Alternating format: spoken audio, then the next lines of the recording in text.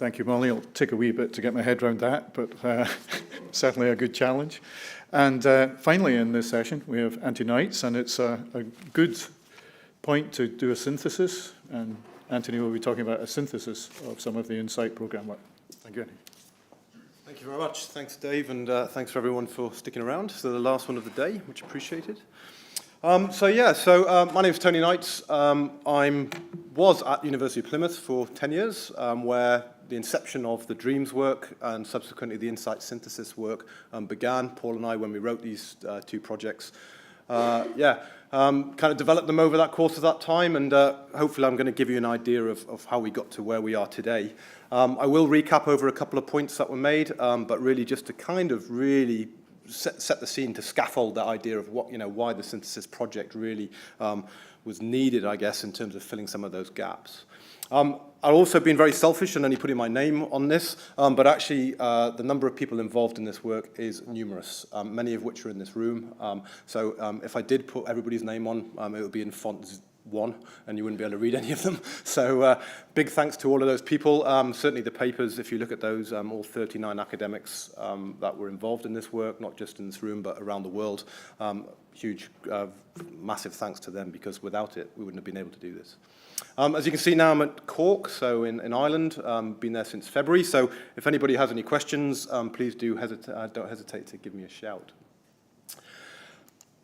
So what is the synthesis project? Well, as you know, I don't need to tell any of you in this room about the background of the INSITE program. From phase 1 to phase 2, a huge number of projects. This is by no means exhaustive on the screen. But over the course of all of these projects, those that are finished, but also those that are continuing at present, we have a huge amount of knowledge, as we've seen today, in terms of the amount of information related to everything from mammals to hydrodynamics to primary production through to networks and biodiversity on structures, relating to structures currently in the sea. And as Anel mentioned earlier, there's a number of challenges that we face moving forwards, particularly with respect to decommissioning, as a result of both the presence and absence of some of this evidence. And that particularly focuses on the DREAMS project, where we kind of had the kind of main kind of driver behind this work was really this idea that we've got a huge number of structures in the North Sea currently, many of which are very much near their end of their life. They're certainly their intended operational life, that is. Certainly around 1,500 of these kind of structures are 25 years old or more on average. Most of these things, certainly many of the industry folks in the room, I'm sure can probably give you a much better detail on this than me, but many of them are very, very close to that. So the kind of, as we're moving forwards, we've got this big elephant in the room in terms of what do we do with these structures, and this is where this work was leading to. So our aim was to assess how different decommissioning options potentially could affect marine ecosystems from a range of different perspectives.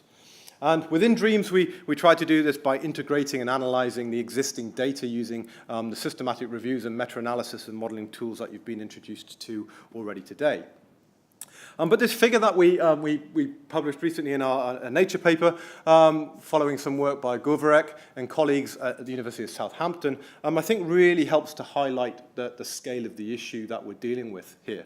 From the 1960s through to kind of late 2020, we've got, in this case, we've got a combination of oil and gas and offshore wind, whereby this kind of dark orange color here is the currently installed structures, or numbers of structures installed in a given year. And then the yellow indicates how many of those have been decommissioned. And then subsequently, we've got this offshore wind, which is the currently installed blue, and the very minor decommissioned wind structures that we currently see. So what you can see here, really, the take-home is that the numbers in the positives are much, much greater than those in the negative. So we've still got a lot of structures currently within our marine ecosystems that we've got to deal with at some point, whether that's in the next 5, 10 years, 20 years, or beyond the life of those structures.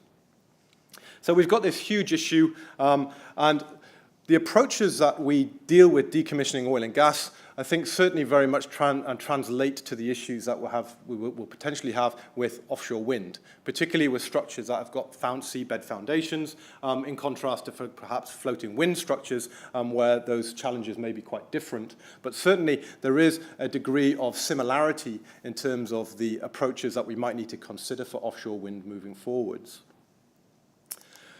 So in terms of what we took home from the DREAMS project, so again, this is where I have a little bit of a recap, but in summary, really, the kind of take-home is that there's limited evidence to assess the effects of decommissioning and man-made structures. And this perhaps is no surprise in that many of the structures, or at least since the inception of oil and gas, in the 1940s onwards, the idea of environmental impact assessment, or even indeed kind of global warming and so on, and greenhouse gases, etc., just wasn't in our radar. So we weren't really considering the ideas about actually what do we do with these structures at the end of that life, whereas now obviously we're much far more informed. So that's partly a reason for why what we do with these structures and indeed how they are built perhaps hasn't been considered, certainly at least for that industry, but far more so for offshore wind. But as Anel already mentioned, we trawled through a huge amount of literature. Over 15,000 articles were initially identified in our initial systematic map, but only 6% of those, that's the key thing, only 6% of that huge wealth of literature actually contained evidence that we can use to make decisions, or at least assess impact or effect. And of those, 96% of them focused on the presence of man-made structures in the sea, while only 5.8%, 57 articles, considered decommissioning.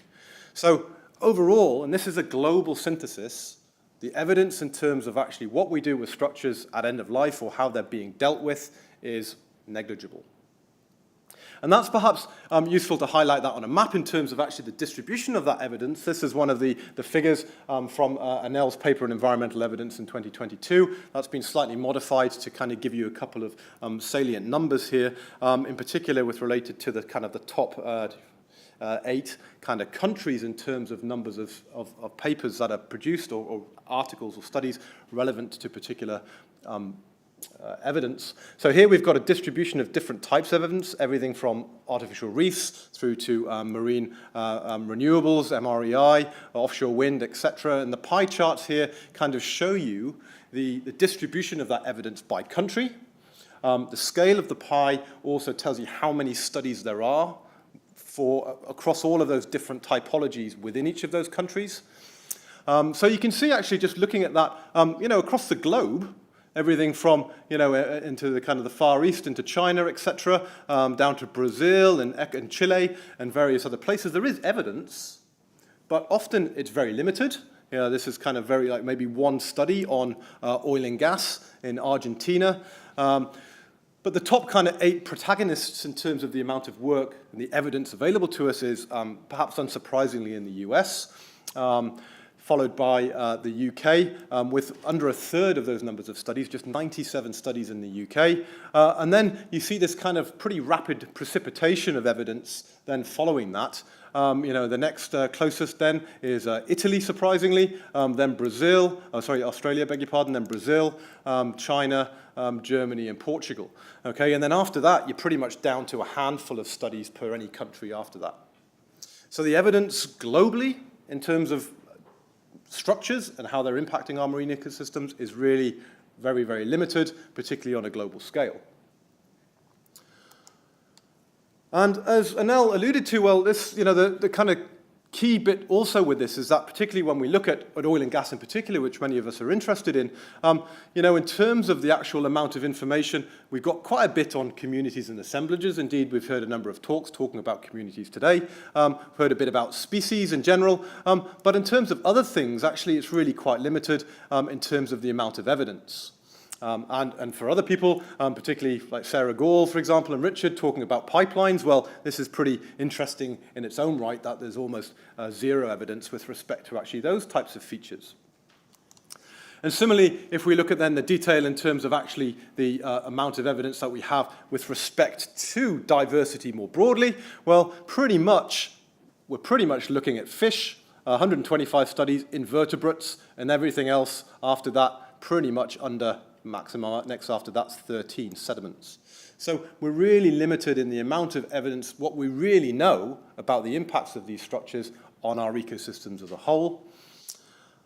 And of those, only 19.5% of them, of the total 1,500 that we looked at in terms of evidence points that we had here, just under 20% of them actually relate to oil and gas.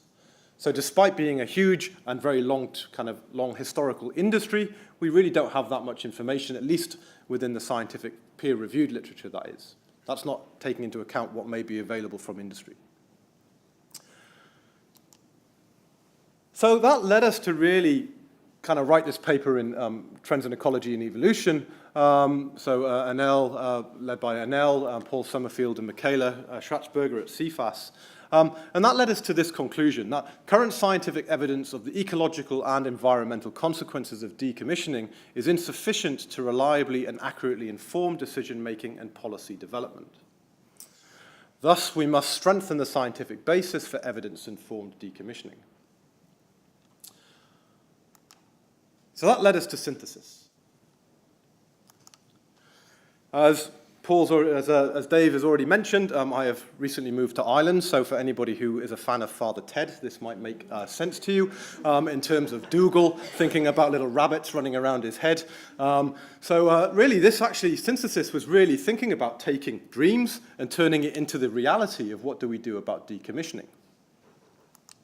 So how do we do that, given that we have no evidence, or at least quantitative evidence, that is? So synthesis started by thinking, right, in lieu of that evidence, what do we know in terms of expert opinion? And as I've mentioned, a number of people in this room are those experts. So our approach was to gather that evidence from people, not just in this room, from around the globe, and can we identify a consensus about those impacts based on that expert knowledge? So as I mentioned, we drew together 39 academics and governance specialists from a range of different backgrounds, everything from ecosystem services through to benthic ecologists, through to oceanographers, etc., across 4 different continents to try and build this evidence. That involved me getting up quite early in the morning sometimes to have workshops with people in Australia. And we asked them to kind of comment, really, on what the different decommissioning options might entail and how they might change or might impact ecosystems. And Stephen already kindly showed up this figure that we used in our recent paper in Journal of Environmental Management, where evaluating these different types of decommissioning options. And what do we do? Well, we used something called the World Cafe structured workshop approach. Sometimes these are called like Delphi surveys as well. In this case, where effectively it's a structured workshop. And in this case, we used an approach often referred to in an exposure effect or a pressure effect assessment in this case. And that's kind of illustrated here in this schematic here, where this is from a 2013 paper where I was looking at how humans impact large marine ecosystems. And we've got, for example, a sector or an activity, in this case oil and gas, so it may be just one of these circles, but that can generate a range of different pressures, mechanisms of harm for the environment, and they can then impact one or multiple features of the ecosystem, whether that's fish, benthos, substrates, etc.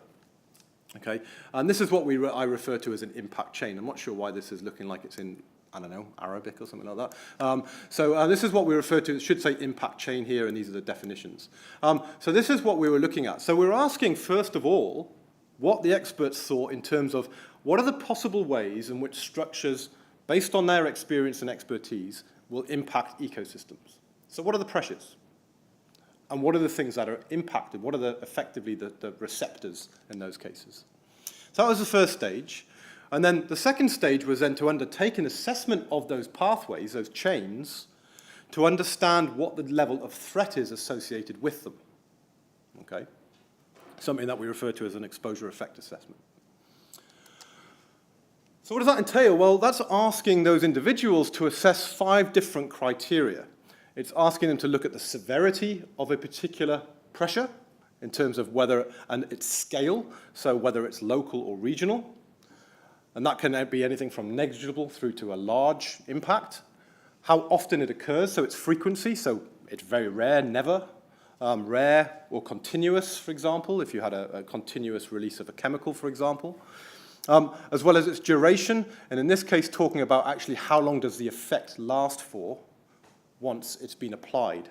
So effectively the sensitivity of the system to recover in this case, and that could be actually there is no lasting impact, or it's something like a heavy metal, for example, that could be in the sediments for centuries. So that's one aspect of it. The other aspect is then thinking about the cost and benefit of the different chains that we've been talking about to in the environment and society, so providing some context here. And in this case, we were asking those people to say whether or not they thought the actual pathway was either beneficial or negative, positive, or whether it was negative to the environment or society. Okay? And the last question we asked them, and they hated this one, should we keep it? Okay? Had lots of them go, no, I don't want to make a choice. It's like you have to make a choice. It was like putting the thumb screws on them to try and make a decision. Okay? In the basis behind that, because they didn't always have a quantitative piece of evidence in front of them, we were asking them to give their expert opinion on that process, despite there not being hard, fast numbers available to us. So in this part of this work, well, we identified 220 pressure effect combinations, so 11 pressures, 20 different effects. And a review of that then, and then we did a kind of a gross sense check. And after that, we found that only 39% of them actually in reality really kind of are either applicable or possible, okay? And then we asked people to then apply a score to each of those possible combinations, okay? So we used an ordinal or a Likert scale to do this. And in the individual responses to that were then summarized in a number of descriptive statistics like the mean and median, as well as giving some measure of variance around it, the standard error in this case. And then subsequently, we then created what's referred to as an integrated score in this case, which I refer to as an impact risk score, and that's a combination of the severity, frequency, and duration. And then subsequently, a cost-benefit component, which combines duration and cost-benefit, okay? So what does that tell us? Well, on the figures that we've got here, on the x-axis here, we've got a measure of impact score. So the bigger the number, the greater the impact. Okay, that doesn't necessarily mean that impact is negative. Okay, so in this case, impact could be considered being good. Okay, so I know there's often negative connotations with the word impact, but in this case, it could be viewed as positive, and I'll come on to that shortly. And on the y-axis, we've got, first of all, we've got the different pressures that people evaluated. And then on the right-hand side, we've got the effects. Okay? So what you can see, first of all, here is that the thing that people felt that the structures kind of contributed most in terms of pressures was actually changing in the amount of food, so production on these structures. Okay? Then influencing, so these are all, I should also say that these are also in rank order, roughly, okay, based on the medians, or near enough. Food availability was the most affected, then by connectivity and hydrodynamics, somewhat kind of linked. Physical structure, as you might imagine, kind of putting hard structures in an ordinarily soft sediment environment, perhaps not surprising.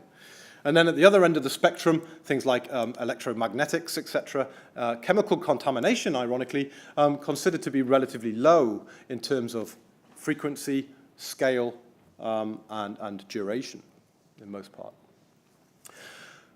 Compare that to the effects. Well, actually, the thing that the experts felt was most impacted by the presence of these structures was actually our ability to manage ecosystems.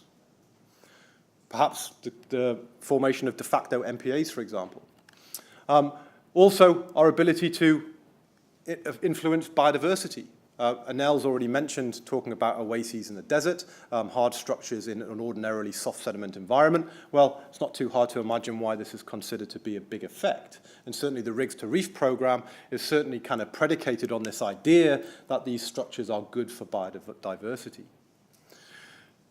Goes through down to the other end of the scale, where we're, again, funnily enough, kind of things like electromagnetics, mortality, although for those birdies in the room, may very well disagree with that being at the bottom, but certainly mortality of fish and birds and cetaceans, etc., were not considered to be huge. Similarly, things that impacts on animal behavior, etc., also not considered to be too major. So we were able to, first of all, kind of assess these effects. And we're able to then look at the combination of desirable and undesirable pressures and those effects based on actually what we like and what we don't like in terms of people's opinion. So here, the cost-benefit score of 0 indicates kind of no preference, I guess. Greens indicate people think that we should keep them, and reds, increasingly reds, get rid of them. Okay? And what we see here is that actually people thought that food availability, connectivity, physical structure, and the most part are kind of desirable. As you move down, kind of things like chemical contamination, noise, etc., less popular, let's say. And then similarly, in terms of, and these are the things that are manageable, I should say. The effects they are managed by managing the pressures. Okay, that's the pathway of change. And in this case, people felt that structures are good for management of ecosystems, population dynamics, habitat provision, biodiversity, etc., but not good for pollution, disturbance, habitat loss, invasive species, assisted dispersal, and so on.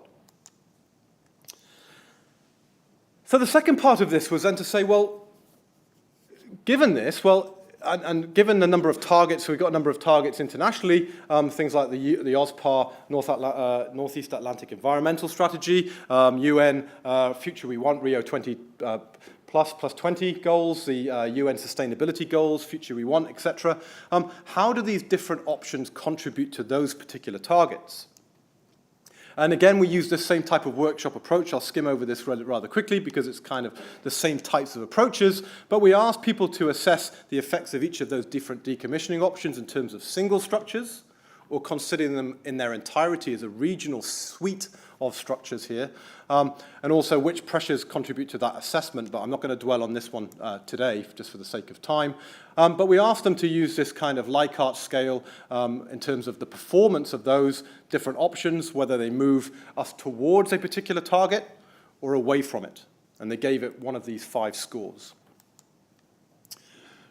And what do we find? Well, this is a map. It's quite the figure. It's a little bit busy, but it's option performance against environmental targets on the x-axis. So again, a positive value indicates moving towards a target, negative away, more increasingly away.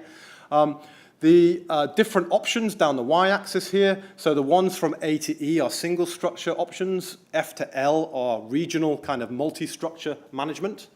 In this case, really, ignore the blue lines. They're a little bit busy, but what I want you to take away is the kind of the circles and the little error bars here. And this indicates, again, as Anel was talking to you about before, if the error bars extend are all positive, that means that everybody's in favor of being towards a target. If it's all negative, all away, and then if it crosses that dotted line, then there's no perceived positive or negative. Okay. And what you can see here really is that actually, in terms of actually the options that are most to the right, abandonment, leave in place of single structures, abandonment of all structures, or repurposing, those 3 are considered to be the best in terms of moving us towards the targets. The one that's worse for moving us away from targets are complete removal or total removal. So the scientists, or several of the scientists that were doing this assessment went, oh shit, pardon my French. I'm not necessarily sure I like that outcome, but they were the data, okay? But what's clear is that depending on what we do, actually, irrespective of this, it's probably likely that some of the targets will not be met, okay? And Colin talked about this earlier. So what we know is that there's a diversity of impacts, costs and benefits associated with extant structures. Some are desirable, some aren't, or less desirable. But we did find consensus. And that was that leaving structures in place in some form was considered a better option than complete removal, at least with respect to those high-level environmental targets. What I should say, though, is that those targets as written, if you look at them in detail, are very much geared towards human benefit.